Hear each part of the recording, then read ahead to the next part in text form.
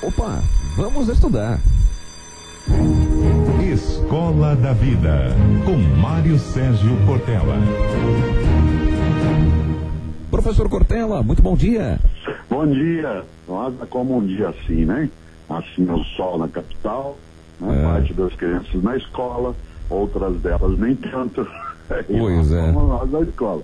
Pois é, vamos para a escola. Professor, nos últimos tempos a gente tem acompanhado aí com uma certa dificuldade esse movimento grevista dos professores aqui no estado de São Paulo, que pedem melhores condições de aulas, além de um aumento de salário razoável. Inclusive a gente até falou sobre isso aqui na semana passada, né, quando o Jornal Folha de São Paulo fez uma comparação sobre o salário dos professores, de outros profissionais, como agentes penitenciários, e aí mostrando talvez aí uma falta de valorização de fato do professor em relação a outras profissões no nosso estado, professor Cortella.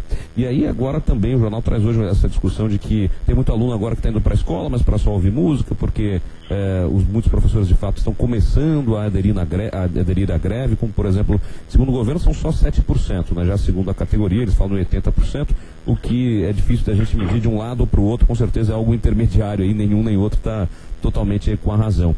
Mas o que chama a atenção, o que faz a gente refletir aqui, professor Cortella, é o seguinte, né? Ou seja, tem alguns alunos que estão sendo prejudicados, enquanto os professores pedem melhores condições para o aluno, né? Quase uma situação aí ambígua, não é? Ela é ambígua, mas ela precisa ter algo no ponto de partida. Ninguém, em sã consciência, nem professor ou professora, gosta de movimento de paralisação. Né? Do ponto de vista objetivo, nenhuma aula poderá ser perdida. Isto é, as aulas estão sendo suspensas nesse momento, né, por parte do movimento de professores e professoras, e isso não significa que elas não tenham de acontecer em algum momento. Afinal de contas, a legislação brasileira, ela obriga que haja um número mínimo de dias letivos com o número de horas de aula. Portanto, haverá compensação mais adiante, com todo, né, o descompensamento também que isso traz, porque ocupa parte de férias, parte de outras atividades e perturba um pouco aquilo que é regular. Mas eu gostaria sempre, como faço sempre, sabe, de fazer uma outra questão. Independentemente de saber quem é o governo e onde está a responsabilidade direta, e sobre isso a gente fala, nós temos que lembrar o seguinte: você já imaginou se não houvesse, né, no estado de São Paulo, como acontece também em outras cidades, uma entidade como um sindicato de professores, que vez ou outra pudesse fazer esse alerta? É claro que a gente, quando pensa numa greve, imagina-se o prejuízo que ela carrega pela suspensão de atividades.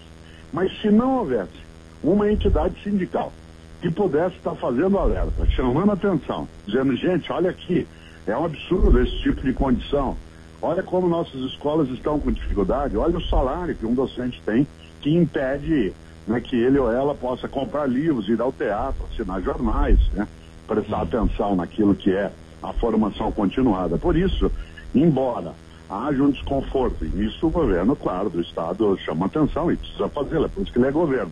Haja um desconforto em relação a isso, vamos imaginar o inverso, eu vou insistir nesse ponto. Imagine se a POSP não existisse, né? Isto é, se nesses últimos 40 anos ela não tivesse a tarefa, né, de criar de vez em quando um incômodo que chama a nossa atenção para aquilo que tem que ser chamado.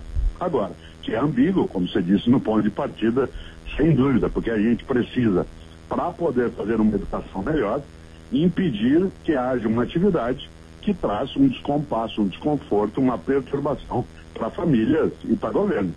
Porque não é a pressão dos professores em si que vai fazer com que o governo repense essa situação, e sim a mobilização da sociedade em torno desse tema, né? E aí, para isso, os professores precisam, de alguma maneira, ganhar o apoio da sociedade em prol da sua causa. O que, quando se prejudica os alunos, acaba tendo uma dificuldade para conseguir isso, não, professor? Claro, porque quando a população não fica ao lado de um movimento, né, quando esse movimento, como esse no caso, ele tem uma justeza em relação à reivindicação, claro que também a gente olha nesse ponto e sabe que o governo argumenta que o número de pessoas na área de educação é tamanho que qualquer alteração para cima em relação ao percentual de reajuste tem um impacto. Mas ou a educação é prioridade concretamente, ou ela é apenas um discurso. Obviamente que num governo, seja ele qual for, prioridade tem um custo mais elevado. Isso significa que o governo do estado de São Paulo, tal como acontece, né, com outros, tem necessidade de encontrar caminhos que compensem esse tipo de degradação do trabalho docente no dia a dia. Porque quando você olha o salário de um docente com 40 horas, né? Por volta lá de R$4.200 num determinado ponto da carreira, até se diria, bom, tá bom, comparando a outras coisas, embora você já tenha mencionado aí a matéria que faz comparações. A questão é que as pessoas esquecem que a atividade docente, ela tem 3 momentos. Você tem que preparar a aula, em casa, em outro lugar, ir até a escola fazer a atividade e depois corrigir material, organizar as estruturas, ver o que foi feito. Portanto, ela é uma atividade que é feita 3 vezes.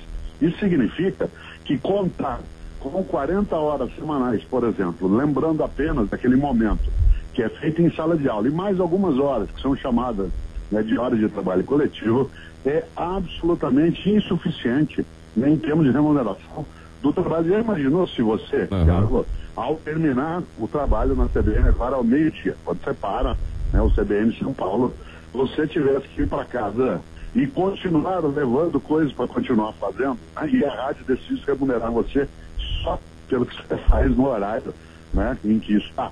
E diz, mas eu faço isso porque eu preciso estudar, eu preciso ler jornais, eu não posso ancorar num programa sem estar estudando, é claro.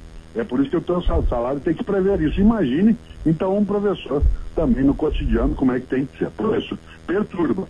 Mas pior fosse se a gente tivesse a paz dos cemitérios, em que todo mundo ficasse fingindo que as coisas estão bem.